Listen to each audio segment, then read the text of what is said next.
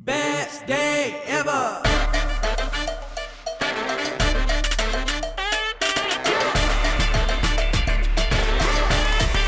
Best day ever. Who has the Wi-Fi password? Amigos, love it.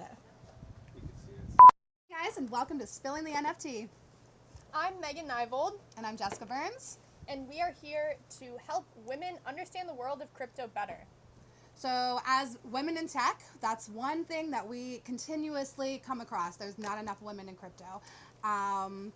So we're here to make it less overwhelming, a little bit more fun, and guide you through the world of crypto. Yeah, so we are both in the space currently. We both work for Security Token Group. I'm on the Security Token market side. And I'm on the Security Token Advisor side. So I am head of media under Security Token Market, and I'm excited to share everything I've learned with you guys and also teach you what I learn every single day in Miami, Florida, being in the epicenter of it all. I'm head of investor relations at Security Token Advisors, and I was actually a newbie to crypto. I've been a woman in tech, woman in fintech, but this year and working with these guys, I have learned so much. So I'm excited to share what I've learned with you guys, and we're going to break it down so anybody can get started, and you won't feel nervous to do so. Yeah. So, we all start somewhere. I personally started in traditional finance. I was working in payments, and then I went to the more traditional finance world, and I faced a lot of, I want to just say, disrespect from superiors, especially men that didn't take me seriously. I am young, and I was even younger then, but it just never really sat right with me, and it really gave me determination to do something even crazier and tackle, the next best thing, which I believe is crypto. I think it's going to change the world for the better. So, Yeah, I think we've gotten to the place in crypto where you can't ignore it anymore. Even if you want to get into it a little bit or you're already involved and you want to get into more, I think everybody needs to have a little bit of foot in the crypto world. So we want to make that less scary for you. yeah, so one of the biggest things I hear on a daily basis is, I would love to get into crypto and, maybe buy my first cryptocurrency as an investment, but I need a lot of money to do so, and that's just not even true. You can buy crypto, for as little as $1, $5, whatever it may be, whatever you're comfortable with. So I think my initial investment was like $25. Yeah. And I just wanted to see what would happen and start getting used to it myself. That's it. I was like, let's just try it and see how it goes. So we'll get into this, but I downloaded Coinbase, I set up an account, and I gave $25 to wherever I wanted to. So Right. And, I think one of the things that made it easier for me is they give you like $5 in Bitcoin when you open your first account, which is funny. But, it's something, and it makes you feel like you have a little bit more skin in the game than. plus it's kind of cool, like to be like, oh yes, I'm an investor in crypto. I have Right. a crypto portfolio. Whether it's $25 or $5, you're still a crypto investor. So I know, and being in Miami, you go, we see Bitcoin ATMs now. So yeah, Miami's the crypto capital of the world, right? it's only a matter of time until this, it already is spreading across the world globally, but it's only a matter of time until it's really has everyday use cases for everybody behind the camera, no matter where you may be watching from. So, I hope we can help catapult you into this, with a lot of understanding and make it a little bit more palatable. Yeah, so I recently wrote a blog post for Security Token. When I started there, I was the only girl, and so that's how I got the nickname Token Girl. And I wrote a blog post about women in crypto, and this is where the whole idea for the show came, because less than 31% of people investing in crypto at all are women. Less than 22% of people working in crypto are women. 1 in 9 women say that they are the only woman working in the company at the boardroom, and they're kind of overwhelmed by it. So we got this inspiration to just kind of start from the beginning, like definitions. Literally, we're going to show you how to make a wallet, how to buy coins. Yep. And every week we're going to put our money where our mouth is, and we're going to invest in some coins with you guys, and we're going to show you. So Yeah, walk you through, start to finish. Obviously, none of this is investment advice. We're just doing this for fun on our own. But I think it's a great way to show everybody that, we can do it. So can you. yeah, and we're going to talk about investment do's and don'ts, but investment do number one, and kind of an ironic one, but don't listen to influencers or random people. Take your own advice, make your own decisions, and just take this as a little bit of advice, learn from us and our mistakes. Right. Yeah, especially I approached it as just easing into this. I have invested more in traditional, financial markets within the U.S. I have way more experience in that. But with that being said, I have learned a lot just in the short time I've been in the cryptocurrency space. I've lived in Miami now for almost 2 years, so I think it's just the whole city is so excited about this. We have Miami Coin. Our mayor is, The crypto king, I think. he's pushing this. It's gonna have use cases, within our governments and society. So. As security token advisors, we advise people that want to tokenize whatever asset that they have, and we have been seeing that with real estate clients. They are getting ready to accept rent in crypto and things like that. So this is the future. I think by the end of the year, it'll be, cash, debit, credit, or crypto. Yeah, and so we work in specifically security tokens is our very concentrated sort of specialty, but it's all within the crypto space, and we'll have to go into a little bit more about what security tokens are to clarify. But for now, just talking about cryptocurrencies and how they are, for anybody globally. And that's kind of the whole point of them, is decentralization and making them, one of the biggest things I've learned is crypto is actually easier to own than having whatever fiat currency is within your country, because you have to have a bank account, and I believe almost half the world's unbanked. So crypto, you don't even have to have a greater bank to put your money in. You can have this on your phone, and that's why places like El Salvador are utilizing it every day within their local government. So yeah, and more places are doing that now. Well, let's get started. Let's jump in. We have a bunch of definitions we're going to get started with, so let's start with that. So the first thing that I've noticed when I talk to anybody about crypto that is not already involved in crypto is they're like, I don't know how to use the correct terminology. So let's get started with the correct terminology. I feel like sometimes we unknowingly use terms that are very just kind of like higher level, and it's almost like off-putting to people who are beginners, and that's not how I want it to be at all. So let's start off. Cryptocurrency. Cryptocurrency is simply, what does it all mean? A digital asset that lives on the blockchain, and it's characterized by its the secure transactions via cryptography. So the blockchain is a system in which a record of transactions made in cryptocurrencies are maintained across several computers and are linked to a peer-to-peer network. The blockchain is constantly updating. It's constantly getting more information, and because of this, it's basically helping to eliminate fraud, and that's a big part of money. So blockchain is keeping. Now, I'm not saying there's no fraud in crypto, because there absolutely is, but using the blockchain to do these transactions, send money to other people, pay your rent, whatever you're using it for, you can't, what's the word I'm looking for? You can't adjust it later. You know what I mean? It's like Wikipedia, but it's constantly being updated every 0.3 seconds. It's a digital ledger that's public. So nobody owns it. Yes. It's decentralized. Yes. And that's what makes it so different from currencies that are, governed by institutions. Chase Bank, they are the ones that watch your money.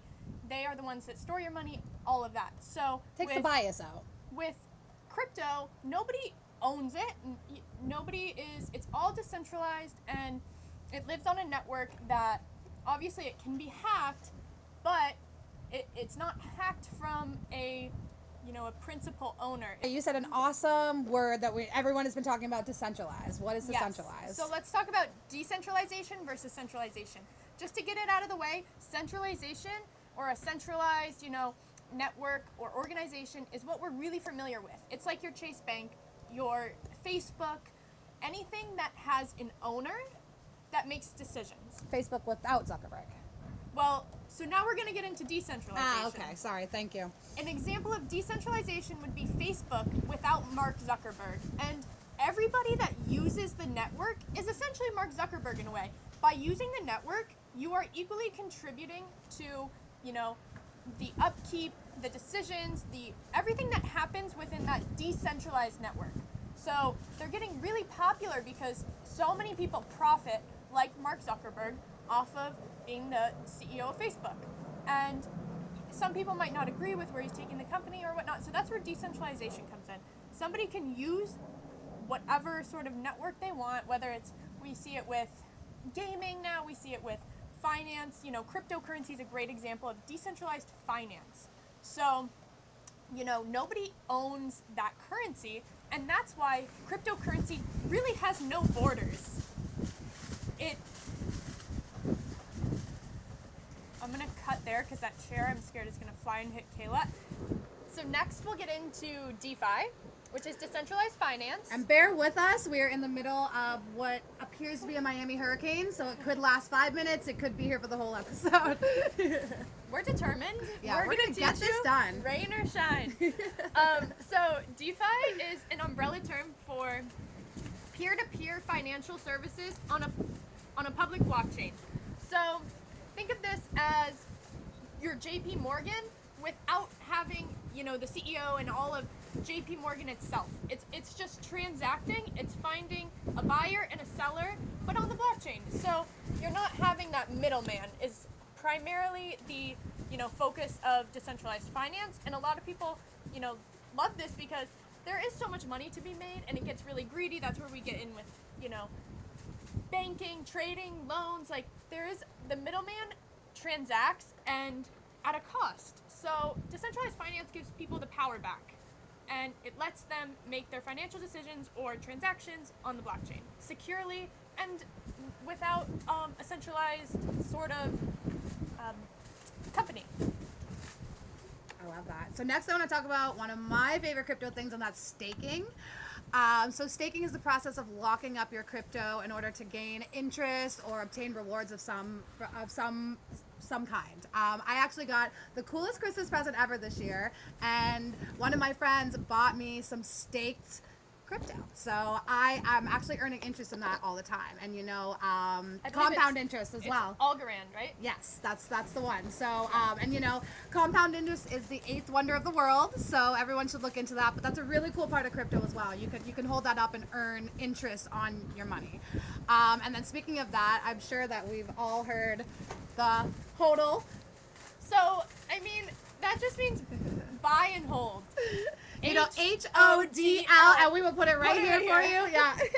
So hold on for dear life, which we are doing right now. So yeah, I mean, right now markets are really down. You know, buy the dip, and I mean, not financial advice, but that's kind of where it comes from. Is it's like buy, hold, and with crypto, people have seen, and this is also kind of a stereotype of crypto. It's like people get rich fast, and it's just like, it's not true. I feel like you hear a lot of all of the success stories, but you don't hear about the people just transacting as if it were a fiat currency, which is, by the way, a fiat currency is just one that is governed by a country and issued by them, regulated by them. So we've seen the example, the US dollar, it's been, you know, they keep issuing it. They have control over it, how much is issued, what it does.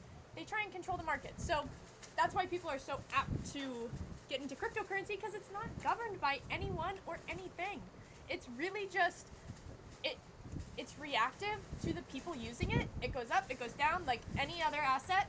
And there's one currency you can use across the world, across the board for everything. So that's, well, yep. Different types of cryptocurrencies, but just the fact that we have cryptocurrency that I could, you know, pay my rent in Singapore with the same thing that I could pay my rent here. And yep. That is super cool. I can connect everything, you know, and I don't have to worry about the exchange rates. I'm actually half Canadian, so that's yep. something that's a big part of my life, and crypto makes that a lot easier for me. So yeah, so very cool. You know, we've worked in, Miami's a very global city. A ton of people send remittance payments to different countries, and it's a very lucrative business. I actually used to work in payments, and I saw how these corporations, they take advantage of people, and they're the middleman. Yes, you need them to transact, but cryptocurrency opens a world of fantastic things that, you know, you might not read every day in the news. I feel like you read a lot of the negatives, but there are positives, and, you know, payments is a great example of one. You can transact from one person to another without a middleman.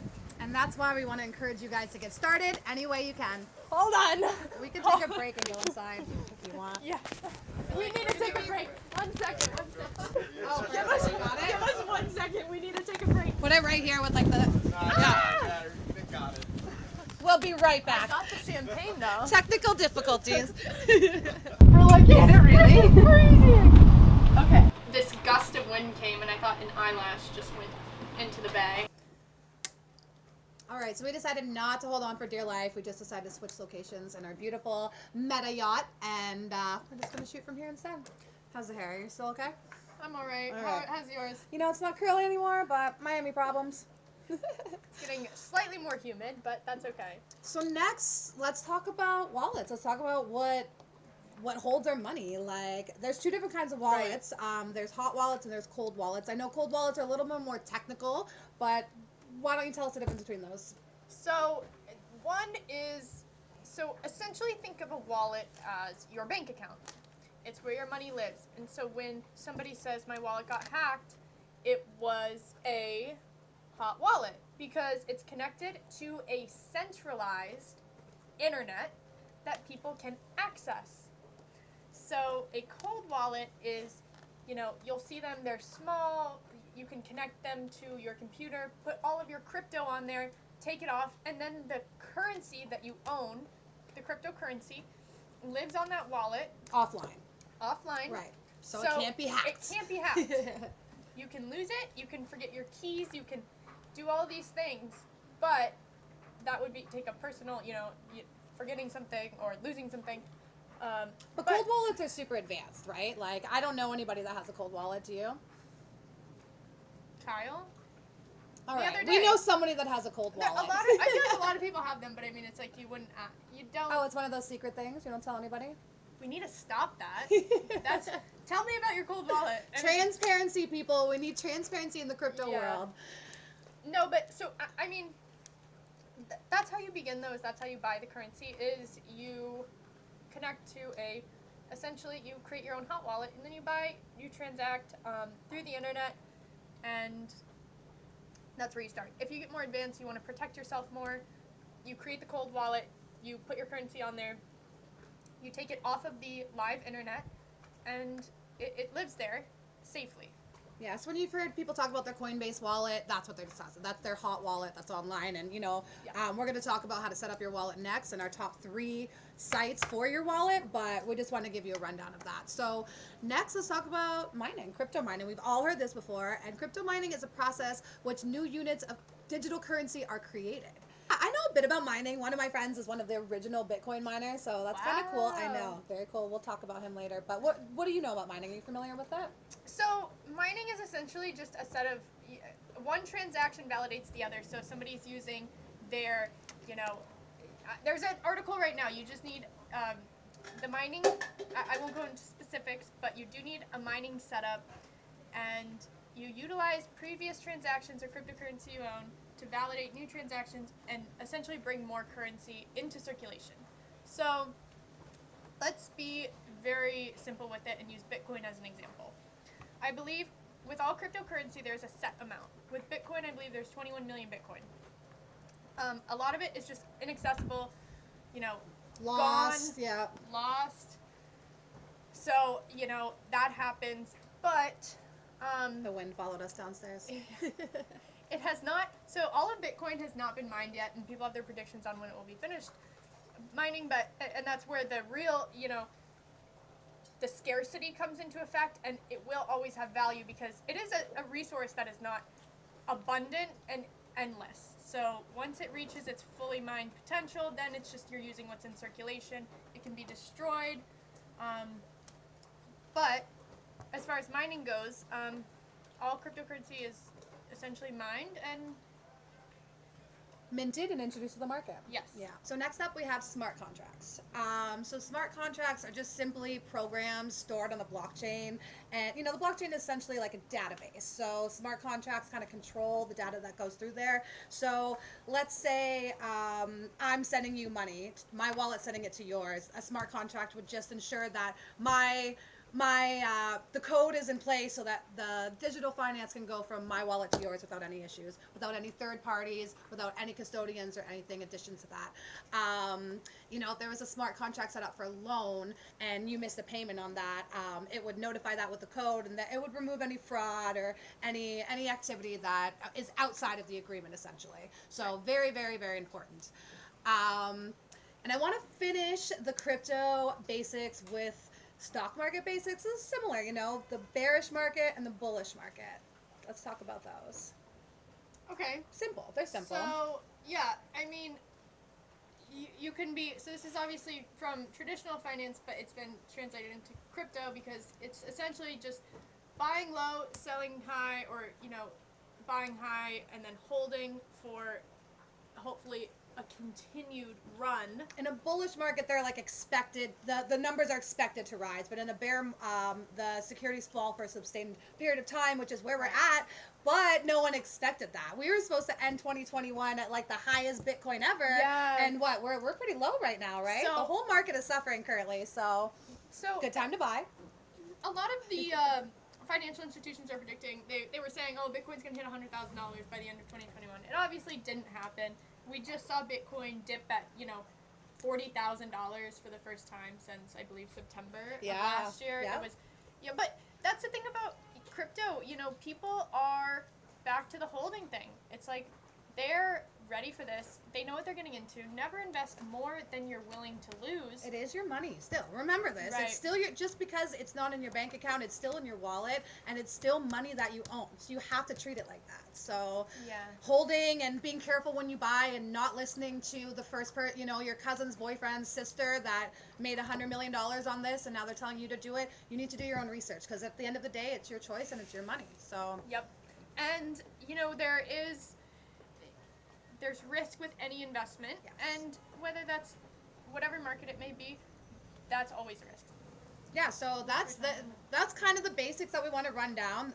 Now we're going to put our money where our mouth is. We're going to show you guys how to make your own wallet, give you some investment tips, and then we're going to invest in our first coin together. So let's get started on that, and thanks for bearing through the weather difficulties we're having. Okay, we talked a lot about wallets, and that's how you get started. So how you buy, how you sell, everything. So I set up my wallet on Coinbase. Do you have a Coinbase wallet as well? Yes. Yeah, and it was super easy. I you know, typed in my bank information. I verified my ID, which is extremely important, and we will talk about why. And then I could start buying and selling. I literally just looked up certain cryptocurrencies that I had done research on. Of course, I bought a little bit of Bitcoin, a little bit of Ethereum, because those are the two I want to hold on to. But the other ones I kind of played with. I asked the guys that I work with what I should get, and I literally just started to put $5 here, $10 here, and played around, you know, watched it go up, watched it go down. But Coinbase made it super easy for me. So Coinbase is very popular. It's probably the most user-friendly interface across many of the wallets that you can choose from, and think of it almost as your bank account, your digital bank account, and the process to open it's very similar, except for the fact that you're not going into a bank. So what you do, you download the app on your phone, you open it up, and it will walk you through all the steps. You verify, like just said, you verify your identity, you have your contact info. I believe there's a little bit of wait time between where you're submitting your, you know, all of your credentials. But it's very simple. Don't be scared by that. Don't be thinking that, you know, you need somebody who's an expert in the industry to open this wallet. So you create your account, and then I know Coinbase has two apps. They have one that you kind of transact on, and then an actual wallet where you can send it's still a hot wallet, so it's not, you know, it's not totally, you know, protected from all sorts of fraud, but it's still very secure, and you can use that to, like just said, make your first investment anywhere from $5, $10, and up. And I believe if you open it, there's different links online. Yeah, you can actually earn crypto money on there. They will give you money for learning more about it, taking their courses. I think you get $5 when you sign up. So if you just want to get the free $5 and put $5 in, I think it's a great place to start. And something that I want to really stress that my friend that helped me set up my wallet stressed was they give you a key. And this key, you need to write it down somewhere. This is the key to your wallet. It is so important, and it's not just like, you know, oh, I forgot my password, I'll read. It's a lot more complex than that because it is your money and it is important. So, you know, we've all heard, what's that guy? He lost his key and it was like $50 million he had in his, something crazy. And this man will never have access to that money now. I think he got down to like one try and he was hiring people to hack in. If he had 50 million sitting, he probably had the money to hire people to hack and he couldn't get in. So the first thing people said, write it down, you know, put it in your safe, put it anywhere that's not just easy to access. A lot of and people that you put will their not forget. keys on their phone, and that almost defeats the purpose of Yeah, it. I don't do that. I wrote it down. I put it in my safe, and I put it on my fridge, and So I want to make sure I have that. Yeah. a key, in short, is just how you're going to access your account if you're locked out. Yeah. It's how you open the vault. Don't think of it, you know, Facebook sends a password reset. It's not. You don't do that with cryptocurrency. Your keys, which is typically, you know, 12 phrases in a certain order, that will get you back into your wallet. So when you get started, just like a couple, you know, just the couple basics, make your own decisions, you know, do a little bit of your own research. There's lots of great people out there that are educated, and but put your money where you want to put it, not where you think you should put it, because then you won't have as high expectations, I guess, and it'll be more fun, you know, to be more personal. Also, when you get started, you know, there are some apps now that'll actually loan you some money to get started. Never invest, and I guess, again, you make your own decisions. We're not financial advisors, but I would recommend not borrowing any money that you don't have to invest, because with the way the market is right now, you never know, up, down, just don't get yourself in some trouble. Right. That's a very high level, you know, borrowing against yourself. That's a higher level term, and you don't want to, like Jess said. Yeah. Cannot believe that we have fan mail before episode 1 even started. Like, the people that sent us this, which is the ravencoin community. This on community Twitter, is unmatched. They are so supportive. It's, yeah. They're supportive in everything we do, and you know, I love that. That's one of my favorite parts of crypto, is that the communities through Twitter, Discord, whatever social media it may be, they're so strong. And so anyways, we have our first fan mail from ravencoin community. So we're going to unbox them with you guys. Shout out Tron Black. Thank you so much. Yes. He wanted to make sure that the token girls were equipped. Oh boy. Oh my gosh, I'm so excited.